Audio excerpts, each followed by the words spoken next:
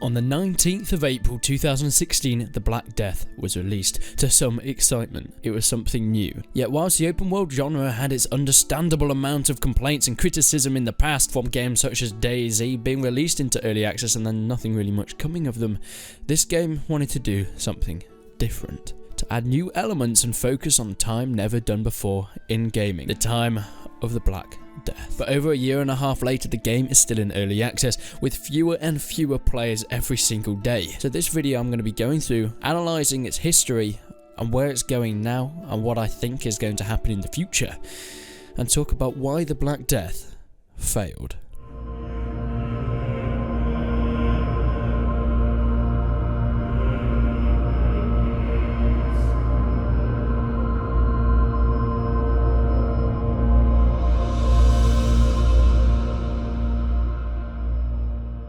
Now, I think it's important to make clear what I mean by a failed game. Of course, part of it is just an interesting title to grab your attention, but it holds some truth to it. In my opinion, a failed game is a game that hasn't lived up to what it was expected to by not only the fans but the developers as well. Maybe this game in the future will pick back up and get back to where it wanted to in the first place, but at this moment, I feel like this game has failed in what it wanted to do. So let's get straight into it. Now, some of you may be thinking, and I do appreciate it, I've done a video before on what happened to the game in terms of its falling player base over a year ago, but the game has gone through so many iterations since. Some have been actually pretty good, some have been less so. So within this video I'll be explaining more upon what has changed and how the community reacted and the repercussions of these changes. At the moment, the game is averaging around 17 concurrent players in the last 30 days, with about an hour ago there being just 12 online. Because of this low player base, something has to have gone badly wrong. Something has to have turned these players away. But it never was like this. I remember when this game first came out. It was rather popular, if I'm going to say. People were pretty excited, especially in the medieval gaming industry. We've had a lot of survival open world games, but they're all set in the modern day, such as H1Z1, such as DayZ. Yes, this is post-apocalyptic stuff, but it was still using a lot of the same assets and things that we can expect from a modern day game. But this was different. This was going back in time and to the Black Death, adding a whole new dynamic to it. It was a completely new concept, set in 14th century Europe, along with all the normal aspects of an open world survival, such as hunting, foraging, or crafting. The players must also avoid the plague, and this added a whole new dynamic to it. Getting too close to dead bodies, once you'd killed them, or even if they'd just been lying there before, you could get infected, and there'd be a whole new thing you had to worry about at this point. Upon release, it was extremely unpolished though, and it went into early access, which of course at the moment has sort of got a bad reputation because of games like this. There was a lot of bugs, and I have to say, a lot of bugs. That is not said lightly, and very little to do in the game itself, and very little actually informing players on what you can actually do once you get into the game. It sort of shoved you into this typical beach stranded survival scenario, and you just had to run from there. Yeah, you go to the towns and cities, but there was very little to do in these towns and cities. NPCs were very rare and far between, and it was pretty much the same with all the mechanics and things you could actually do. Now, Shin from the Yogscast made it very painfully clear all these issues in his video, but he was trying his best not to slate the game and get as much out of it as he possibly could. But at the same time, you could see in the video how much he was struggling to get any real content from this game. And this encapsulates how the game was when it was first released. I definitely recommend you guys going and watching that video. Although there's not much that's actually done in the game, he sort of just runs around for a little bit. It's quite entertaining at the same time, especially the editing in that video.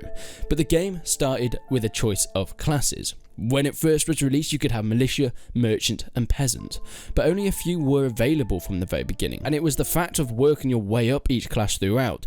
But here lies the first issue. Pacing. Pacing is incredibly important in games, and especially open world games where it is you that decides what to do. Yes, it's all a great idea when the developer leaves you to do your own thing, but there needs to be some sort of guidance and some sort of pacing to tell you where you get from one place to the next place. Otherwise it will feel like the player is stuck in the same ruts for the whole game, and eventually they'll do what happened to the playbase in Black Death and leave.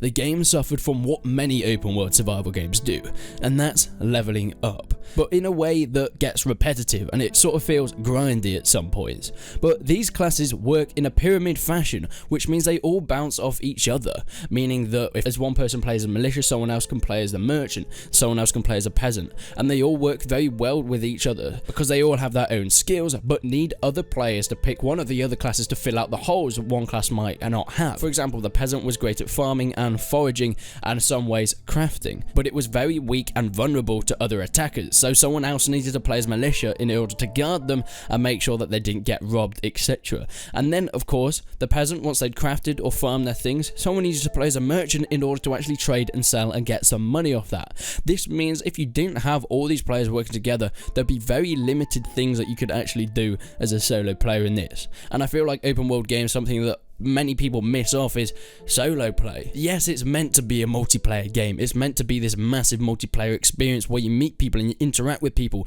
but a lot of people don't have groups that they can run around with. A lot of people don't have players that they can always be with, so there needs to be the aspects of the game that you can do solo as well. May it still be in a multiplayer server, but playing on your own, so you're able to craft things and sell them as one class and not have to have two classes in order to actually get anywhere throughout the game. But unfortunately, this pyramid scheme does work well in some games, but not the Black Death, since the player base was so low and teamwork in that game was pretty much non-existent due to the lack of voice over IP at the point, and of course interacting with other players. People didn't really know what they were doing, so it was a lot harder to do that sort of things working together.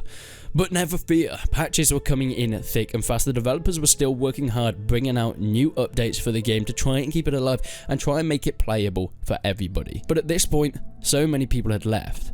It's very much a case of the DayZ syndrome, where everyone was so excited and it sold incredibly well when it first came out, but because it was released at such a shabby mess and there were so many bugs and things that you couldn't actually do within the game, it put people off. So when there actually started to be things added in, there weren't the players to actually use these things. It was already a little bit too late. Later on, voice over IP was added, which meant teamwork was a lot more accessible to people, but like I said, there wasn't quite the player base to warrant this. More NPCs were added, you could do more quests, you could interact with more people, you could trade, you could craft more things. They then added purchasable houses, meant you could actually have somewhere to live. Later on, animal husbandry and farming was all added. Then the crafting system was completely overhauled.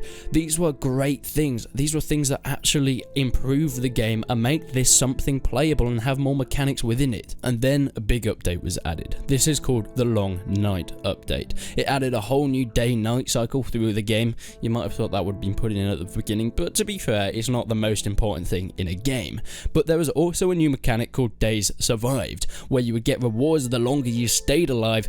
For example, you get more XP to be able to level up, to be able to do more things as you stayed alive, which made sense because you'd be learning things throughout the game. The longer you're alive, the more experience you would have and the more you would learn. But in terms of gameplay, this was a changing point for me. I actually went on, and this was around the time where I recorded my other video about, is the game dead or is there still a player base there? And I was actually having a lot of fun playing this game. But there was no one else on the servers. I think the most I found on a server was one other person, which in a world that was actually pretty big, the map, I never saw them, so it was pretty much redundant at that point. But this was a good sign. And eventually a new update was added, the Pestilence update. Now this added a big overhaul, adding some new things to the game, and it added something that we hadn't seen before in the Black Death. This was a path. It gave players a new option to train as a doctor and to go around taking clues and finding evidence and eventually ways to cure the Black Death. You were able to dissect bodies and hunt for the right ingredients. There was actually some reason for someone to play the game solo. You almost had a mini storyline and missions within this multiplayer survival game. This was a breath of new life into the game, but it still wasn't enough. But where is the game now? Now, of course, there are extremely low players at the moment. It's still being worked on, and it seems to be the case of something that it will be great when it's finished, but since it's been out for years and slowly being worked on, players were put off by the initial mess the game was in.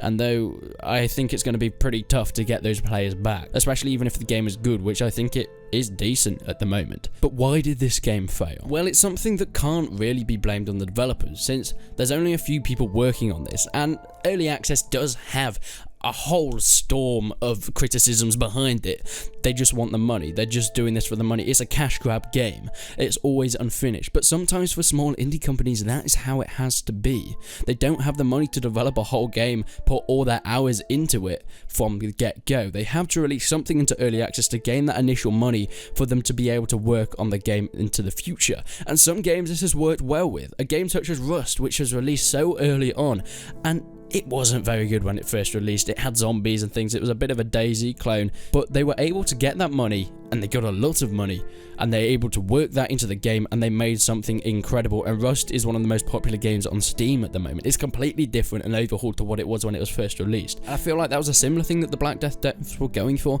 They didn't quite have the money to make the whole game, so they need to release it to early access. But eventually, I think the reason for it failing is the fact that it was released in a state that wasn't going to be playable for the masses. This wasn't going to be something that everyone would be able to sink hours and hours into. And for a single player experience, that's absolutely fine. You can have a few story missions, people can play it, they can turn it off and come back when more updates come out. But for a multiplayer open world experience where that is the only thing you can really do, you have to shape your own path with the mechanics given to you. If there aren't those mechanics, and if it's full of bugs from the get-go, there's almost nothing to actually do there, which is why it failed and why the game died so early on. Will they be able to get these players back? I sure do hope so, because this game is shaping up to be something at this point. But I'm fed up of saying like indie games have so much potential, because we can't keep doing that. I have said so many times, oh, this game isn't great at the moment, but it's got potential.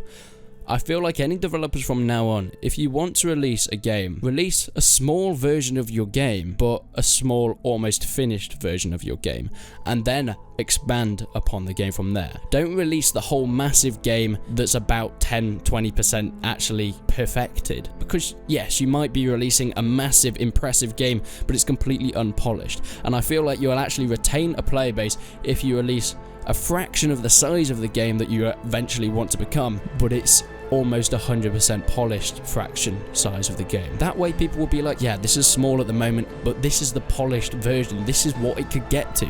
So as it grows, they will stay with it, instead of releasing such a big thing that doesn't have that polish on it, because people will see, oh, right, so this is what we've got here, a completely empty, massive world, what am I supposed to do here? And that is the reason so many games of this genre fail, and I feel like that is why the Black Death has failed. But what are your opinions? Have you played it? If you haven't played it, I wouldn't recommend picking it up at the moment, but maybe eventually in the future, if I feel like this is something that I want to get back into and want to get you guys on, and we can maybe have some clan stuff and all those good things, having some roleplay things in the game. It has those possibilities, but not yet. I will definitely make a video updating if that comes forth in the future. But thank you guys for watching. Make sure you leave a like on this video. If this video can get to 500 likes, I will bring out my video on DayZ soon, because DayZ has had a lot of updates, but I feel like it's still not quite ready. So if you want to hear me rip into DayZ a little bit and piss off a lot of fanboys, make sure you get this video to 500 likes. But thank you guys for watching, and until then, I will see you in the next one.